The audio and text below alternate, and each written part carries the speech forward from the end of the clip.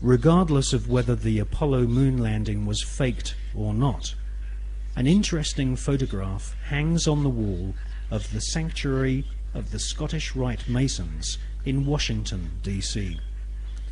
This photograph shows astronaut Neil Armstrong holding a Masonic apron over his spacesuit. The photograph has seemingly been taken on the moon, or at least on a studio set which resembles the surface of the moon. Neil Armstrong has become a mysterious character since his alleged moon expedition. According to the records of the Ohio Grand Lodge of Masons, Neil Armstrong's father is a Freemason. In fact, Neil Armstrong Sr. is a high-ranking 33rd degree Freemason.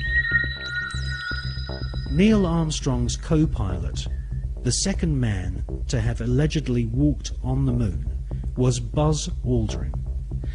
At the time of the Apollo 11 mission, Buzz Aldrin was a 32 degree Freemason. They were in good company, as many of NASA's astronauts were also Freemasons, including Gordon Cooper, Walter Schirra, John Glenn, Edgar Mitchell, Thomas Stafford, and Paul Weitz. These men were all members of the Brotherhood, all sworn to keep secrets on pain of death. These astronaut Masons were under the leadership of Kenneth Kleineknecht, who was NASA's Apollo space program manager. According to an article and photograph published in the Masonic magazine Scottish Rite Journal, upon his return from the moon, Brother Buzz Aldrin presented a flag to Sovereign Grand Commander Smith, who was the Supreme Commander of the Supreme Council of 33rd degree Masons of the world. The flag Buzz Aldrin presented had been taken to the moon on Apollo 11. According to a Masonic lecture delivered at Beauverde University in 1994 by American Masonic historians, astronauts Buzz Aldrin and Neil Armstrong performed a Masonic ritual exactly 33 minutes after touchdown on the lunar surface. They temporarily planted the international flag of Scottish Rite Freemasonry, which features a large double-headed eagle. Therefore, the eagle has landed. Override off. Engine arm off. 13 is in. We copy you down, Eagle. Listen, Tranquility Base here. The Eagle has landed. Roger, Tranquility. We copy you on the ground. You got a bunch of guys about to turn blue. We're breathing again. Thanks a lot. And we're getting a picture on the TV.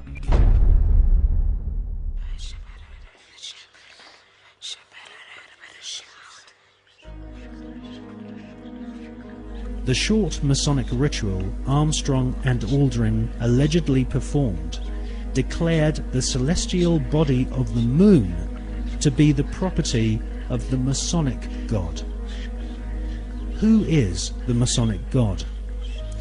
As confirmed by former Supreme Commander of the 33rd degree and Grand Wizard of the Ku Klux Klan, Albert Pike, the Masonic God is Lucifer.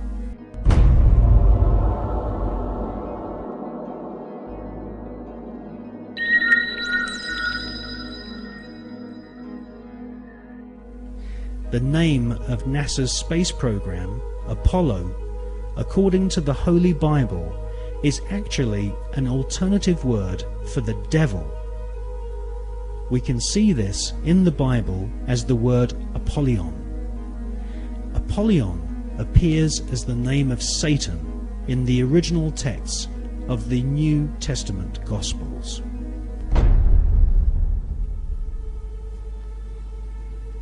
Like Christopher Columbus and many explorers before them, Armstrong and Aldrin used a flag to claim territory for their monarch. Upon their return, NASA Space Program Manager Kenneth Kleineknecht invited the Apollo crew to a secret Masonic ceremony which saw Kleinec's brother be appointed to the sovereign Grand Commander and titular head of all Scottish Rite Masons throughout the world.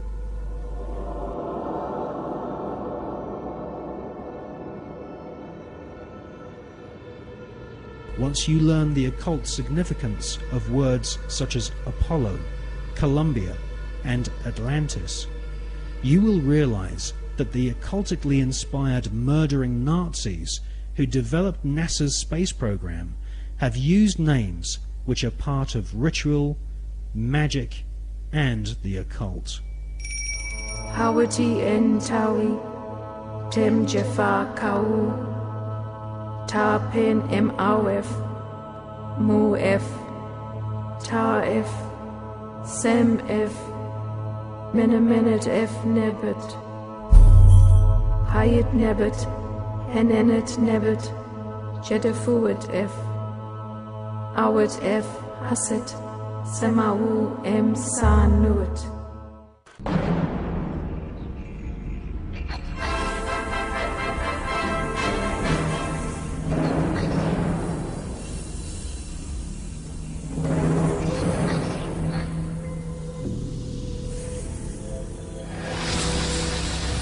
Mike, what I keep imagining is if I'm some lonely traveler from another planet, what I think about the Earth from this altitude, whether I think it'd be inhabited or not. You don't see anybody waving, is that what you're saying? Well, I'm just kind of curious whether I would land on the blue or the brown part of the Earth. On the dark side of the moon, the secret face of our satellite planet, which only a few men in living history have ever seen, there lies a star-shaped crater called Parsons Crater, named after the rocket scientist John Parsons. John Parsons is known by several names.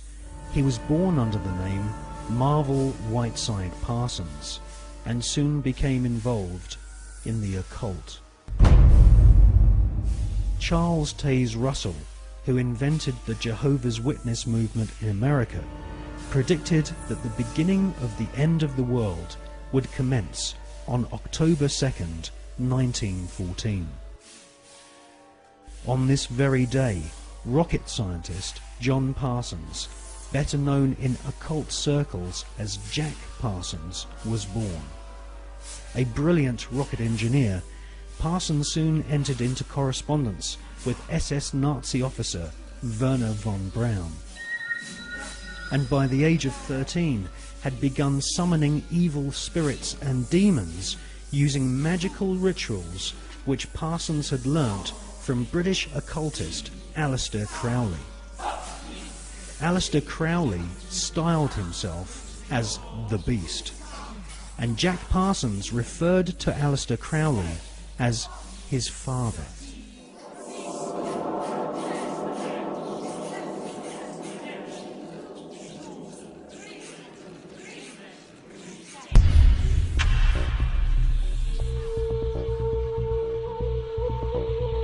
Grand Master of the Priory de Sion, Jules Verne, had written several books which strongly influenced the mind of the young Jack Parsons. In 20,000 Leagues Under the Sea, Jules Verne prophesied the invention of a submarine vehicle which could wage war from the depths of the oceans. In newspaper reports read by the young Jack Parsons, he saw German U-boats launching futuristic torpedoes, travelling under the sea and causing death and chaos. Young Jack Parsons wrote in his journal that if the French author Jules Verne's submarine was a tangible possibility, then why not the rocket ship which travelled to the moon and back in Verne's other books? For most of Jack Parsons' adult years, he was an adept of occultism and a distant disciple of Aleister Crowley. When Crowley visited California and gave the go-ahead to form a new chapter of his OTO Satanic Secret Society, it was Pasadena the hometown of Parsons, which was chosen. Jack Parsons developed and patented several liquid and solid fuel rocket engines. His patented designs are still being used to this day on intercontinental ballistic missiles such as Polaris and the Space Shuttle. The Polaris nuclear missiles use Parsons rocket technology, which has a pentagram-shaped void impressed into the solid rocket fuel to aid faster burning. Parsons also patented an acid aniline mix, which was used on the first generation of Titan nuclear missiles, used to deliver deadly warheads and also used for high-level atmospheric tests.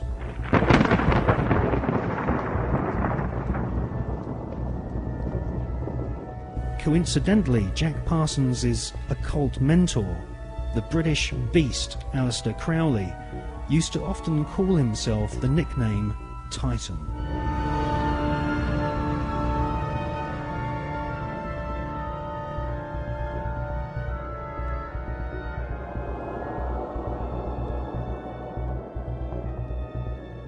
On April the 15th, 1942, Parsons demonstrated a plane powered by 2 liquid fuel rocket boosters at Edwards Air Force Base.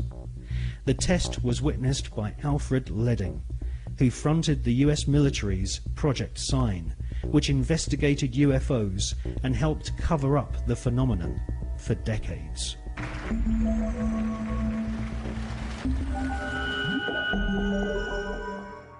Jack Parsons revered the English Satanist Aleister Crowley, and eventually became the leader of one of Crowley's secret cults called the OTO. The OTO, or Ordo Templi Orientalis, claims descent from the Bavarian Illuminati, which had been revived by Adam Spartacus Weishaupt on May 1st, 1776, and had approximately 2,000 members in Masonic lodges in London, Paris, Copenhagen, Amsterdam, Munich and Ingolstadt. The Illuminati was essentially controlled by European, Germanic, Jewish aristocrats, who sought to replace the church, government system and national identity of nations with an Illuminati-controlled superstate. The Illuminati was eventually outlawed in Europe, and the founders fled to America. They then fragmented their maverick secret society into fraternities operating from the campuses of Yale, Harvard, and Princeton.